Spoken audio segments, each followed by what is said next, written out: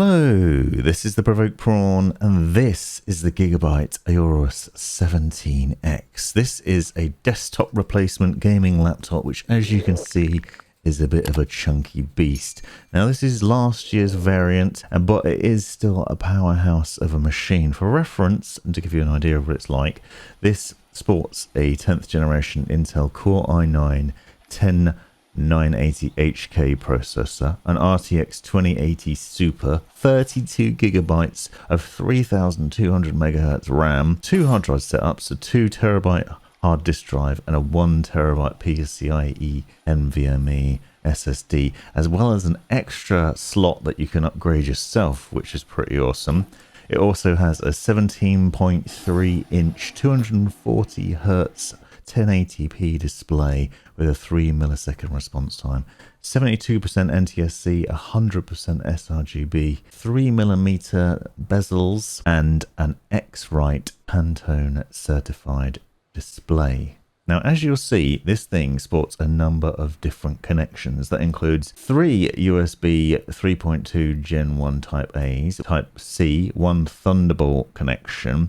It has killer Ethernet, an SD card reader that you can see here. It has both killer Ethernet E2600, Wi-Fi 6 AX1650, HDMI 2.0, DisplayPort 1.4, and that is via the Type C connection. What you're seeing at the back is also it has 2 power inputs, so it's a bit of a chunky beast. What you'll see from these close-up shots is this is not a thin and light gaming laptop.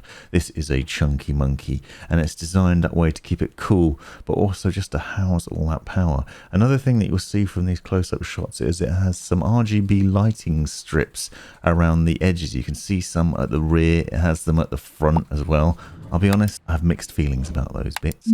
Also, the chunkiness of it means that at the front it's quite thick and sits quite high off the desk, which depending on your setup can be quite uncomfortable. If you use an external keyboard and mouse, it's not too bad, but there are reasons to use the keyboard on this device, and one of those is that it has a full dedicated proper full-blown mechanical keyboard, which, as you can see here, with Omron key switches. These are 2.5mm key height caps with a concentric keycap design, so they're meant to be comfortable. N key rollover, just 1.6mm of actuation, designed for up to 15 million keystrokes, which isn't a great deal compared to a standard full-blown mechanical keyboard, but it's very unusual to see a mechanical keyboard on a gaming laptop. I've actually seen a couple of these from Gigabyte with this sort of setup, and it's really nice because it's so unusual. And if you're looking for gaming laptops like really serious and you really like mechanical keyboards, then this laptop is an interesting one for sure.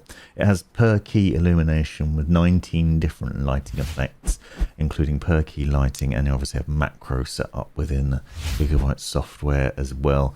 And it works with the Aorus RGB Fusion to give you the controls there. You'll also see there are some nice speakers, and I'll give you a little demonstration of what they're like later on. Now, for some of the gripes, one of the problems I've noticed, and I don't really like this at all, is that the webcam is located at the bottom of the screen. So you can see they've maintained thin bezels along the top and sides, but the bottom has quite a chunky bezel, and that's where the webcam's located, and that's because obviously they didn't want to put it at the top and ruin the design of it. The problem with this is that if you're on calls or whatever else, unless you angle your camera in such a way that it's mostly looking at the ceiling, you will be seeing your fingers in the display. So people you're on a call with will see your fingers. So if you're typing at the same time, those fingers are going to be there like angry little crabs dancing on the keyboard. And it doesn't look that great, I'll be honest. It doesn't look terribly professional. However, the webcam quality isn't that great either, so you might want to get an external one, mount it on top, something like a Logitech StreamCam or a C920 or something like that, or maybe even something better. It is one minor gripe. So far there have been a couple of complaints I've had in that the design maybe digs into my wrists a bit. You can see it here with the way my arms are sitting on the desk. Not terribly comfortable. Not as bad when gaming on the lap though. And gaming is obviously the main point of this laptop, and it did perform really well in the tests that I ran. I played a number of different games while testing this out.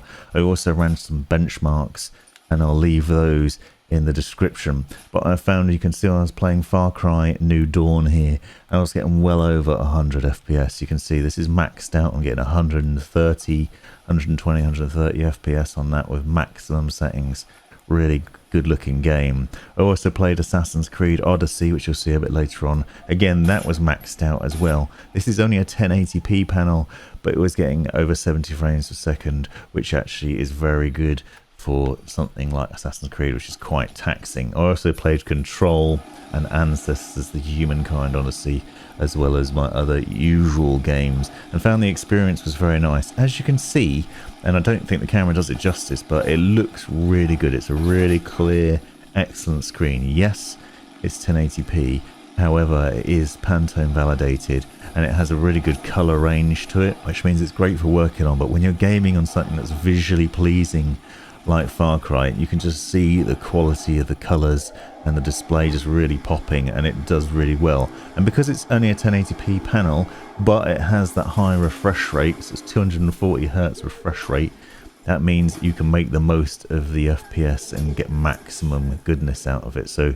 if you're serious about having a high FPS count and you're perhaps playing more competitive games like Counter-Strike, where you want a maximum FPS and get that, make the most of those hertz, then you can do it with this. Also, it's a 17.3 inch screen, so you've got loads of screen to play around with. The result of this, however, is the counter problem is that it's a heavy beast. It's quite heavy to carry around. It's quite chunky. It's not that portable.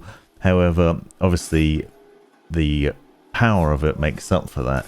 You do, however, obviously need the battery pack to power that thing, because it's got such a decent spec underneath the hood. Things that I really like about it, obviously, are the amount of storage that you get. So you're paying a lot of money. This is about £3,700 sterling when I was looking at it initially at this specification. But you do get a PCIe NVMe drive for that. You do get 2 terabytes of extra storage, so plenty of room for games. You've got a high spec Intel processor, a really decent screen, mechanical keyboard, and all that goodness. The other highlights to it is it uses Microsoft's Azure AI technology to automatically improve game performance, and you can do that through the Aorus control center. And you can basically adjust it to boost power and performance with a couple of clicks, but it'll automatically do things. So where a lot of other gaming laptops, you have to sort of tell it to go into extreme performance mode. This one is designed to automatically recognize and to give you the best performance possible. And you do notice that it makes it a lot easier to use, and it just does a really good job. However, one thing you might notice in the background, and I'm going to show you in a bit more depth in a minute, is it does get very loud under pressure. Now that's the same with a lot of gaming laptops. I found, especially the thinner ones, that when you put it into that higher performance mode, when it's maximizing the graphics settings, when you put it under a lot of pressure, they do get quite loud. As you'll have seen from earlier on in this video, this thing has some really chunky bezels on it, which means that there's plenty of exit points for the exhaust fans and for the heat to flow through and the cold air to come in, and to keep it running cool so it doesn't get obnoxiously hot on top. I didn't find that I had problems with the top of it getting really hot or it burning my legs when I was gaming on my lap, but what I did find is that it was still noisy despite this setup. The speakers did do a good job of combating that, and I think it's worth mentioning those speakers as well, because they have a very nice setup to them. And it has an ESS Sabre HiFi audio DAC for up to 24-bit 192 kilohertz audio, and it managed to deliver a good amount of sound and a really good quality of sound to it as well. That was still overpowered, I feel, by the fan noise, and after a while it gets a bit much and can be quite obnoxious. This is obviously going to vary depending on what you're doing and your personal preference and environmental things. So like the heat in a room, if it's a hot summer's day, obviously it will probably be worse. But the quality of it overall is a very good design. I use this to game not only on the screen itself, but also to power the Samsung Odyssey G9 at maximum resolution on there. And that thing is obviously a bit of a beast. So it's able to power up to 3 4K displays is their claim, and that's with an RTX 2080 Super. So you know, performance is going to be mixed if you're trying to power 3 extra displays at that resolution. But I was really impressed with the overall performance of what it did. I said, for example, that it was getting over 70 FPS in Assassin's Creed, and I found that game could be very taxing when you max it out on ultra settings and put it on really high settings. That can be very taxing. So the way it handled all these games really well. Something like Control obviously makes the most of ray tracing, so you've got all that great lighting goodness. But as you can hear in the background on this clip, there is a lot of fan noise, a lot of white noise here.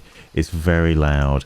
Is pretty unforgiving. Just to demonstrate that, built into the escape key there is a button which puts it into that performance mode, which puts the fans into a higher spin, so you can keep it a bit cooler if you need that extra performance boost, and you can turn it off. But one thing I found was it was turning itself on quite regularly as well when it needed to, and so the result is it gets very loud. And just to demonstrate that, I got out my sound meter just to show how loud it is, and you can see with the speakers turned down so there's no other noise in the room, it was still getting 60 to 70 decibels, which is very loud. It's hard to do it justice in here, but it is very loud. If you're wearing a headset, it's not necessarily a problem. However, it can be quite obnoxious, and when you turn it off so it's running quiet again, you can see the difference immediately. It's so much quieter. However, overall, a nice laptop, something unusual. If you're not bothered about having thin, lightweight and portable, and you want a big screen and something that's a real powerhouse and is going to perform for a long time, something with a lot of storage so you can play loads and loads of different games on there, with both Ethernet and wireless connection options, and great setup in terms of the multiple connection options. So you've got DisplayPort if you need it via USB-C, you've got HDMI, so you can run a VR headset from this with ease. You have multiple different USB connections as well, and audio jacks and everything, so there's plenty of connection options. All in all, a fantastic laptop, very expensive, slightly uncomfortable with the chunky design and with the noise levels, but otherwise a fantastic machine. That panel, as you've seen from these clips as well, looks absolutely amazing. This has been the Provoked Prawn. Hope you found this video useful. Let me know in the comments if you've got any questions. Thanks for watching. This has been the Provoked Prawn. Thanks for taking the time to watch this video. Hope you found it useful, interesting, hilarious, or all of the above. Be sure to check out the description for other information you might find interesting, and subscribe and watch these other videos as well that I think might be useful to you, and have a great life.